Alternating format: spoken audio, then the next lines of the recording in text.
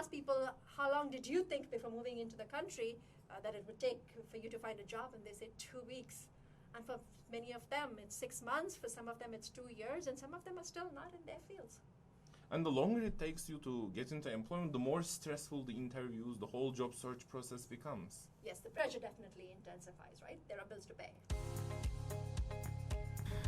Welcome to Business of Inclusion, a podcast by TRIEC. Who's TRIEC? We're the Toronto Region Immigrant Employment Council. What does that mean? We work to champion the skills and talents of newcomers and build immigrant-inclusive workplaces, because we believe when immigrants prosper, the region prospers. On the pod, we'll bring you topics that affect the region's employers and its increasingly diverse workforce. Hi podcast listeners, I'm Dr. Yilmaz Dinc and I'll be your host for this episode of Business of Inclusion. Today, we'll be sitting down with Sabina Michael, the Associate Director of the Intercultural Skills Lab at the University of Toronto's Rotman School of Management. Sabina is committed to innovation in the field of diversity and inclusion and makes the case not only for cultural diversity but cognitive diversity. Welcome, Sabina. I'm so glad that you are here. Thank you for having me. Now, you and I have sat down and talked before, but never with an audience. Thanks so much for being here. So let's get right into it. In looking at your bio in preparation for this episode, we noticed two really compelling concepts that you champion: cognitive diversity and intercultural fluency. Can you tell us a little bit about these? Sure. Both are topics that are very dear to my heart. So cognitive diversity was something that I started thinking about 4 or 5 years ago when we did a little test where we sent out a survey to different organizations. The goal of the survey was completely very different, but what came back as a surprising result was that a lot of people said that everybody in their organization got the same results. And we looked at our survey and looked at our tests and looked at our questions, and it had nothing to do with the test. But it got us thinking as to when we hire for fit. And is that actually leading to what we call groupthink, or everybody thinking the same way? And that's when I got interested in cognitive diversity. And I think what I always talk about is that in Canada, and especially in the GTA, we are so conscious of demographic diversity, and that's what we hire for. But we also then fire people because they don't fit in. And fitting in is very often around the way they think, the way they interact, the way they communicate, and which led to my topic of cognitive diversity. And I think that to be truly innovative, an organization needs to be cognitively diverse as well. Wonderful, great. And I think this concept of cognitive diversity relates to the current work that you are doing at the Intercultural Skills Lab. So could you elaborate a little bit on that? Sure. So the Intercultural Skills Lab started out as a project where we were running 2 programs for internationally educated professionals. And the goal of the programs was to support them with career advancement. So we were looking at underemployed immigrants, not the ones who have just landed, but people who have started working and have not advanced their careers or are stuck in their careers.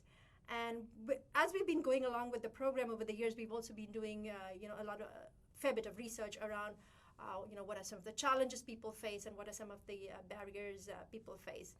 And one of the most interesting things that we found over and over again is that organizations want to support the immigrant population or want to truly be inclusive, but very often they don't have the knowledge or the learning to even begin to understand what culturally different behavior looks like. We did a survey of a number of hiring managers, and we asked them, would you know when a behavior is a result of personality or a result of their cultural values? And the answer was no. And that's what has got us started thinking about creating programs that would actually allow organizations and individuals to develop their intercultural competencies. Thank you so much, Sabina, for sharing your insights around the work that you are doing at the Intercultural Skills Lab. Now, I know you have lots of experience working with immigrants, and being an immigrant myself and working in the immigration space, I know newcomers are very committed to building their careers here. However, their aspirations are not always realized. And to give you one example, I was part of a research that we did as TRIEC back in 2018 called State of Immigrant Inclusion. In that research, we found that in the GTA, 1 in 2 newcomer men and 2 in 3 newcomer women with university degrees work in jobs below their qualifications. These are highly educated professionals, but they don't seem to be landing in jobs matching their skills. So why do you think this is happening? Well, lots of reasons. I mean, the barriers, there are so many. But I think one of the biggest challenges is when you come new to the country, and I think I'm an immigrant and so are you, and you remember that the first step is getting a job, right? And you are so desperate for that you will take whatever comes your way. Mm-hmm. And once you're there, you don't know how to get out of it. So many immigrants come from cultures where they have been told, you work hard and you will be promoted. And so they're focused on working hard. They don't realize that in Canada, advancement happens based on potential and not necessarily high performance.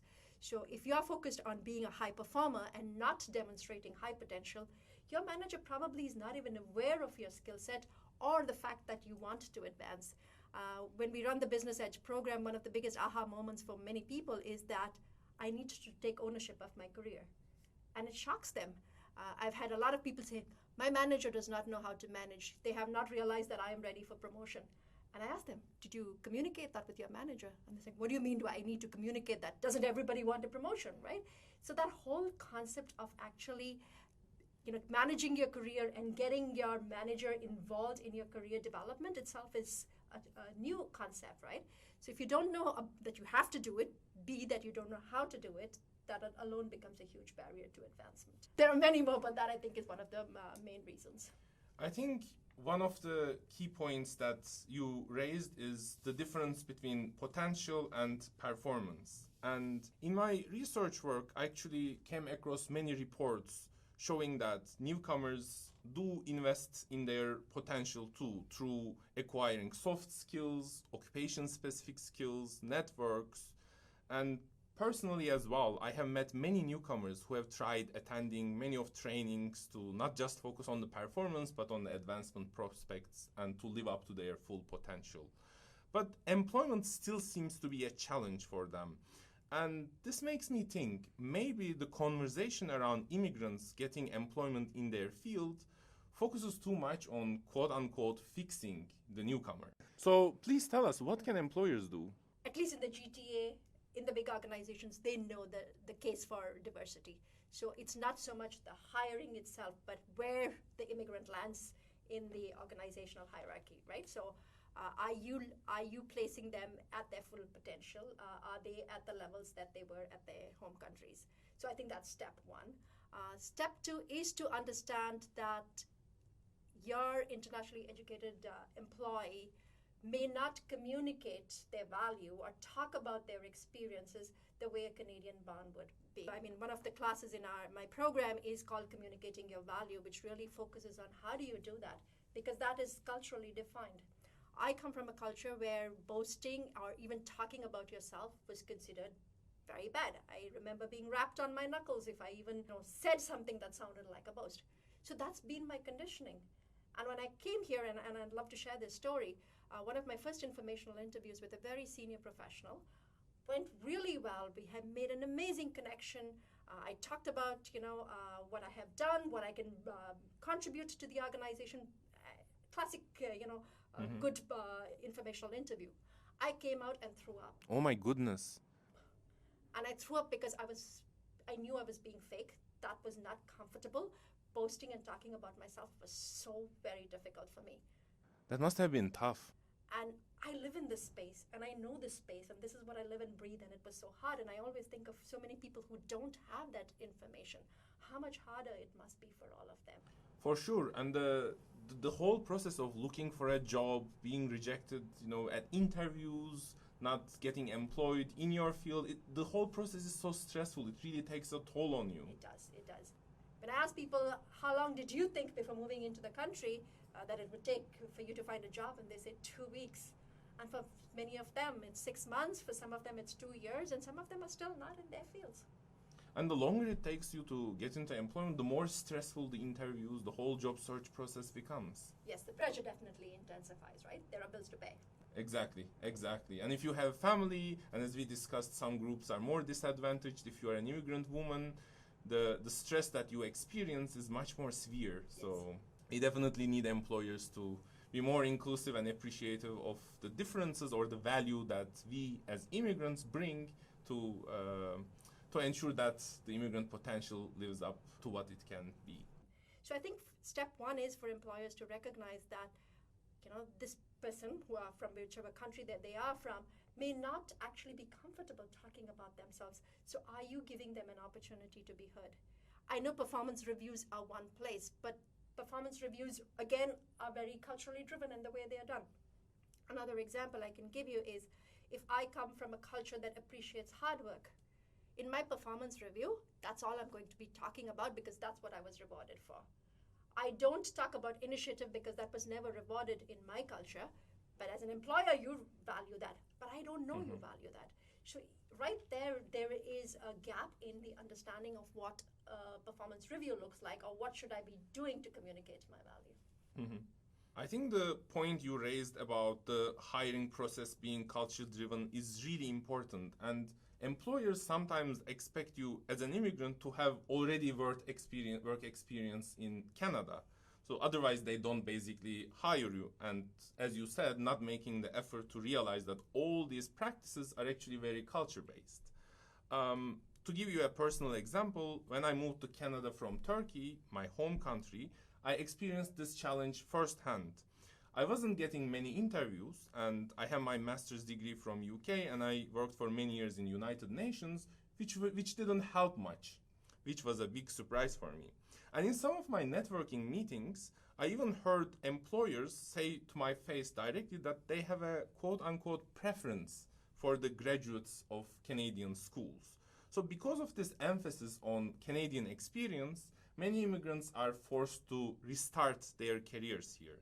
So what do you think needs to be done for international experience to be valued more? In a perfect world, the credentials would be recognized. And I know there are a number of organizations that work towards it, right? You have World Education Services, you have CES at the University of Toronto. But if you ask many immigrants, and I have asked them, how many employers have asked for your evaluative report, the answer is very few. So while these services exist, they're not really being used, right? So I think that is one. The other one is to ask questions that allow them to talk about their competencies and not focus so much on experience and job titles. Now I think the onus is on both the immigrant and the employer for this, because having come from another country where all that matters is your title, and if I say my title, then you know everything about me. If I tell you where I came, which school I studied, you know everything about me. So that's all I needed to do. One of the things I've learned is to talk about incompetencies.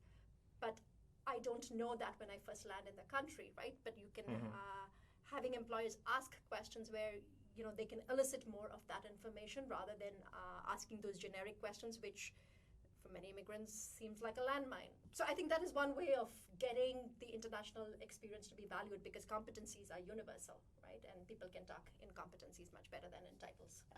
Wow. I see you are nodding when we are discussing the role that employers should be playing, and especially in terms of realizing that the valuable competencies and talent that immigrants have. The State of Immigrant Inclusion report, the study that I mentioned earlier, alerted us about another persistent problem. Immigrant women. They face more challenges in the job market than immigrant men. And as I continued my work at TRIEC as a lead researcher, I realized the severity of this issue even more. To give you one example from our study, university-educated newcomer women here in the GTA are almost 2 times more likely to be unemployed than newcomer men. And I was worried that this would have significant mental health implications too. So I conducted a poll among immigrant professionals, and unsurprisingly, the poll showed that immigrant women were much more susceptible to work-related stress and anxiety. Given that immigrant career journey is much tougher for women, and being an immigrant woman yourself, how do you think we can support them better? Women in the workplace, irrespective of whether they're born in Canada or are immigrant, women face challenges. I mean, that is a universal fact. Immigrant women face additional challenges because some of it may be cultural. Part of it might be just the role of women. in their families and in society. Many of them come from cultures where it doesn't matter if you're working, you're still the primary caregiver. So the lack of support that they have here in Canada contributes to the factor, right?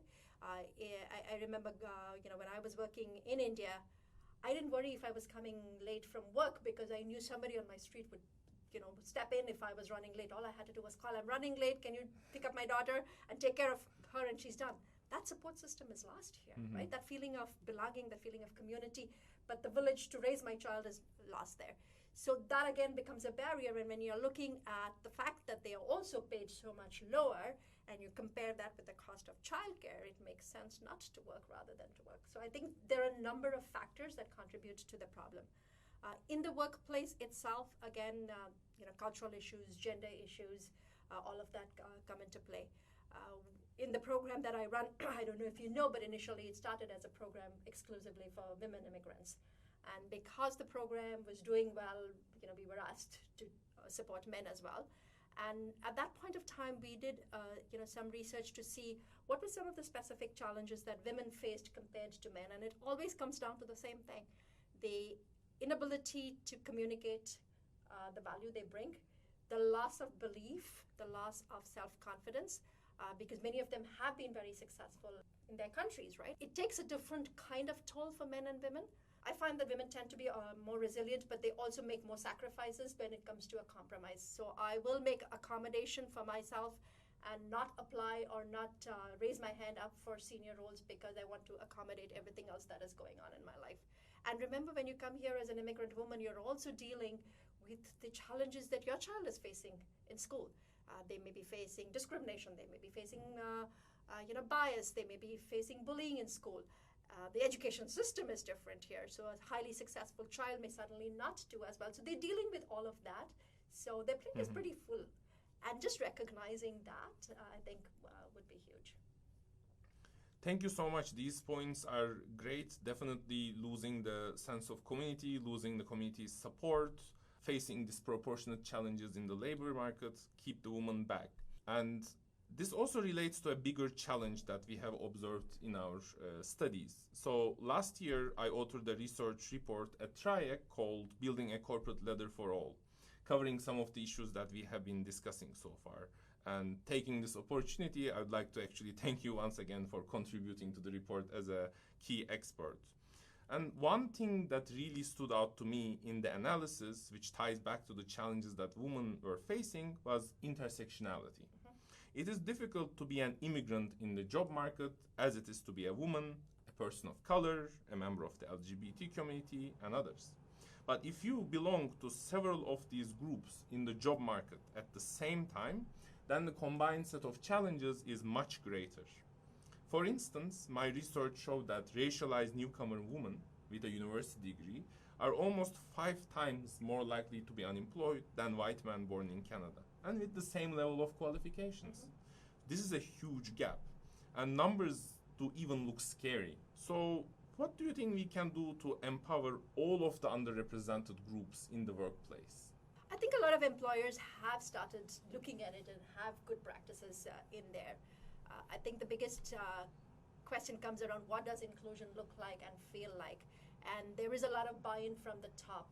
What I think is, and it surprises me because I always assume, but everybody in Toronto knows, right? And then I'm talking to somebody and I'm like, oh no, there are gaps here, is education and knowledge. Because senior management might believe and understand what inclusion looks like, but it doesn't really trickle down to different levels of supervision. So I think it starts from there, is really getting not just buy-in but support, because I don't know that I have this bias, or I don't even see that there is a problem here, and I don't even know that this performance that I'm seeing in the workplace is a result of cultural values. So to support immigrant women, I think actually any racialized or marginalized community, is to start looking at your own perspectives. Where am I coming from? I think we all want to be the person who is supportive, but we don't know how, and I think that is the first step. And that starts with self-awareness. Understanding who you are and what your bias is, I think, is a huge first step. I think in Business Edge and the program that we run, we have a term that we often use, which we call OLA, which really stands for Open Your Mind, Learn About Differences, and Adapt. And I always try to think of me as an employer and what does that mean, because the question becomes how much do I adapt and where do I adapt. And I think adaptation is not about changing who I am as a supervisor to fit my team style, but to see how much I can stretch. If you start thinking of adaptation in terms of stretching, how much can I stretch? I have somebody who is, for example, very hierarchical in the way they want to be supervised, and I have somebody who is very egalitarian in the way they want to be supervised. How much can I stretch to accommodate both? Because that makes me a better leader, but it also makes me a more inclusive leader. So I think step one is just recognizing what is your style, and then step two is to identify how much can I stretch. I mean, that's one solution, but there are so many more, but definitely those two. You raised some very important points around being aware of your own biases and how the decisions of managers and whether they are inclusive in their behavior or not can have an impact on the careers of immigrants. Actually, when I was conducting our Building a Corporate Ladder for All research, I wanted to take a long-term perspective and see how these could play a role in the long term for established immigrants. And one of the findings of this research was that immigrants rarely made it to the top positions in the GTA. To quantify, only 6% of executives in an area where half of the population is immigrants were executives. And one thing that stood out to me, and when I was discussing the study with you as well, was how cultural differences around managing styles could play a role. And you have mentioned this briefly, but especially the middle level management seems to be falling through the cracks. Would you have any experience or recommendations on how to address that? Oh, so you're specifically asking about middle managers here, right? Yes, exactly. So as a middle level management, I think a manager, the first thing you need to know is, like I said before, was know your own style. Because that helps you to understand where you are coming from and what's driving you. Leadership is different across cultures. There are cultures where a good leader is somebody who is accommodative, has empathy, who focuses on the emotions in the workplace, supporting, almost being like the parent figure in the organization. And here in Canada and in many of the other Western cultures, a leader is somebody who focuses on decision and decisive planning, on structure, on organization, on factual information. So if that is your style, then you are probably ignoring or negating people who come from a different cultural perspective. So recognize first as a middle manager that, am I doing that in my workplace? I talked about cognitive diversity. Is your team, in your team meetings, is diversity of thought allowed to flourish? Do you shut people down or ignore them? And it's never obvious, right? It's very subtle when they have something different to contribute. One strategy that I often recommend is that when you are brainstorming, do the brainstorming offline. As a manager, don't be present, because the hierarchical people on your team will just wait to see what your body language is and then go with what they think you would like. So don't be present. Do your brainstorming offline. But one thing that you can do is to post that somewhere and have each team member defend somebody else's idea. You're not defending your own idea, you're defending somebody else's idea. When you do that, it means that I need to do research on it. I need to probably ask the person who contributed the idea as to why you actually allow diversity of thought to flourish. Because then you are encouraging and capitalizing on the different thinking and different perspectives that internationally educated professionals bring to the workplace. So that's one strategy that you can do. I mean, right there in your team meetings, it might take a little longer, but it definitely is more inclusive. Other things that you can look at is on disagreeing. People have different reactions to disagreeing. Some cultures will be very vocal about it, and some will keep quiet. So understanding that people disagree differently and making sure that when somebody's disagreeing, that they do feel heard, that they're not shut down. I mean, that's another thing that you could do. Two simple strategies, not too difficult to enforce, that might actually help. I want to come back to the issue of systemic challenges and barriers that we have been discussing in our conversation today. Despite everything, all the gaps around unemployment and underemployment that immigrants are facing, we know that immigrants refuse to give up. Even the two of us sitting here today discussing this issue shows that immigrants do find career success. So you worked with immigrants from many different backgrounds, different occupations, different sectors. Is there any example, a story of an immigrant finding career success that really stuck with you? I think it's important to realize that yes, there are barriers, yes, there are a lot of practices that companies, employers need to change, but I'm sure immigrants who are listening to us would like to hear some success stories as well. So many. I mean, my program is the proof of that. It's a 6-month program, and after that we track them for 6 years to see how their careers progress. And sometimes when I'm doing the salary advancement and I look at it, I'm thinking, have I got my math wrong? Is it really 150% increase? But I think there are so many ways and means by which advancement can be measured, right? It's not just your title changing, it's not just your role changing, but it's the feeling that you get of being wanted. It's the feeling of contributing, the impact that it has on your family. One of my recent stories which stands out for me is a young IT professional. And IT professionals are paid well in this country. And he was at a ridiculously low salary, which he accepted because he wanted a job, and it never even crossed his mind that he could negotiate. And when he completed the program and he had the opportunity to apply for a senior role in his own organization, I remember I kept telling him, you need to negotiate, make sure you negotiate. And he was like, oh, really, I need to? And we talked about it and we taught him some strategies. His role didn't change that significantly. I mean, definitely he had more responsibilities, but it wasn't like he was moving 3 levels up. His salary moved 3 times more. And that's heartbreaking because he did not know that he could actually negotiate. He did not know how to communicate his value, right? And there are so many such stories that we have to share. When somebody goes from a salary which is below the industry standards to what they deserve, it impacts their thinking, it impacts the way they contribute at the workplace, and it impacts their families. I mean, think of the social benefits that you have with that, right? So another example that springs to mind, it's not always just about salary, it's also about negotiating roles that are aligned with your experience. We had somebody who was a senior brand director in his home country, moved to Canada, started out in a fairly decent role. He was a marketing manager, but the manager was only a title. He wasn't managing anybody. He wasn't part of the strategy. He wasn't part of making decision making. He started the program, and even before he graduated from the program, he actually negotiated a salary increase. And I remember asking him, so what did you do differently? Because I know that you've asked for a salary increase. He said, earlier I wasn't saying the right things. I wasn't communicating the value that I actually bring to my employer. And in my performance review, when I talked about it, it made a huge difference. Soon after, 6 months later, he left that organization, went on to another organization where he became a director, and his salary doubled. 2 years later, he is now definitely earning far more. But he's also negotiating titles that suit where his career path is.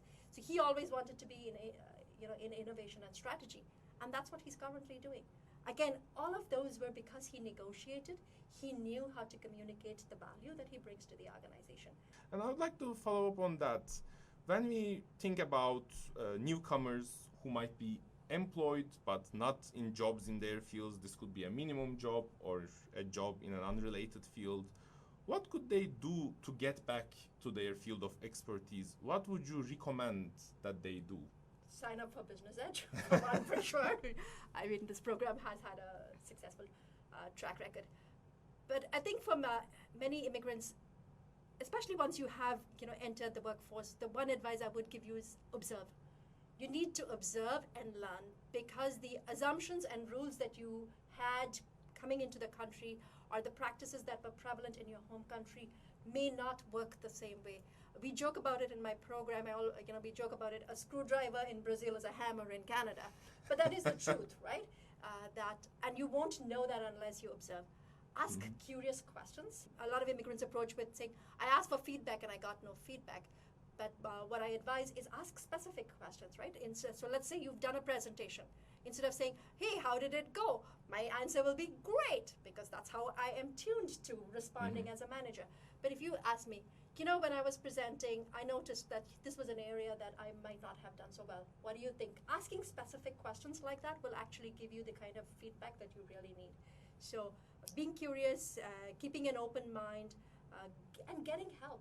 Because very often we don't know how to ask for help. And I always say that Canadians would love to help you, but you need to know how to ask for help and to guide them as to where you want them to go, because that sometimes is a challenge as well. This is great advice. I wish I could sit down and chat with you when I first arrived to Canada as a newcomer. I wish I could chat with myself today when I first arrived in Canada. Among its newcomers, I'm sure there will be many employers and HR professionals who are listening to this podcast. And I could imagine that hearing the challenges, they would want to shake things up and take action immediately. Yes, there are systemic barriers, but there are also things that we can do as individuals starting now and making a difference in the lives of immigrants. What would be some practical tips that you would share with employers and HR practitioners? How could they start making a difference tomorrow? The first thing that I would say to that is that intercultural adaptation and developing intercultural competencies, it's not an object of study where you study and you immediately see the result. It's a way of being, it's a way of thinking, it's a way of acting. So I think step one is to come from a place of inquiry. How can I learn from others? What can I be doing to make things easier, better, inclusive for others? So starting with yourself, I think, would be step one. And once you have a sense of who you are and your leadership style and what is important to you, reach out. There are so many resources. I mean, TRIEC has the competency framework. There is the 360 framework offered by the Touchstone Institute, which is a really comprehensive framework which looks at what intercultural communication looks like. So there is a lot of help out there. Reach out to that. I mean, the Intercultural Skills Lab as well. Reach out to us. There's ways that we can support you. In your own workplace, it comes from making this part of your being on a daily basis, because the people or the staff in your team are facing the bias and the discrimination on a daily basis. So it's not something that you think about annually or quarterly or at the next performance review, but this becomes part of your daily working experience. Thank you so much for all the great insights you have shared, Sabina. This has been a true pleasure. Thank you so much for joining us. We listened to great insights there from Sabina. For more information about the Intercultural Skills Lab or the Business Edge program, visit rotman.utoronto.ca. I've been your host, Yilmaz Dinc. Today's episode was produced by Andrea Thompson and Rohit Singh. And that was Business of Inclusion. You can tell us what you thought about this episode and what you want to hear from us next on Twitter at TRIEC, TRIEC, or on LinkedIn at Toronto Region Immigrant Employment Council. Thanks for listening.